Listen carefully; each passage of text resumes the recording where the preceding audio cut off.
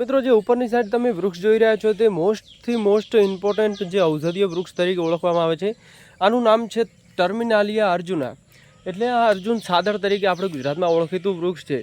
અને આના ઔષધીય ગુણની વાત કરીએ તો આ જે આપણા હૃદયરોગની જે અમુક બીમારીઓ હોય છે, જે દવાઓ લેતા પણ ઠીક નથી થતી, જે આના લીધે ઠીક થઈ જાય છે. આના ઉપર જે છાલ હોય, છાલને સૂકવી અને પાવડર સ્વરૂપે તેને પાણીમાં અથવા દૂધમાં લેવાથી જે હૃદયરોગની અમુક સમસ્યાઓથી આ છુટકારો આપે છે.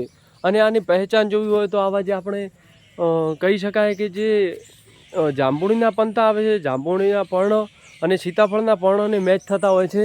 અને આને આવા ફળ પણ લાગેલા હોય છે, જે ફળ દેખાય છે તેવા ફળ પણ લાગેલા હોય છે, જેનાથી આને આપણે એકદમ સારી રીતે ઓળખી શકીએ છીએ.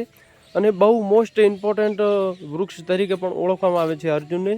અને આ અર્જુનનું વૃક્ષ છે જે આપણે સૂકા પાનખર જંગલોમાં અને ભેજવાળા વનોમાં પણ જોવા મળી રહે છે. તો એકવાર જો હૃદયરોગથી કોઈ પીડાય હોય તો એને વિડીયો મોકલી દેજો, કારણ કે કોઈને હૃદયની બીમારીથી આપણે છુટકારો અપાવી શકીએ. ધન્યવાદ.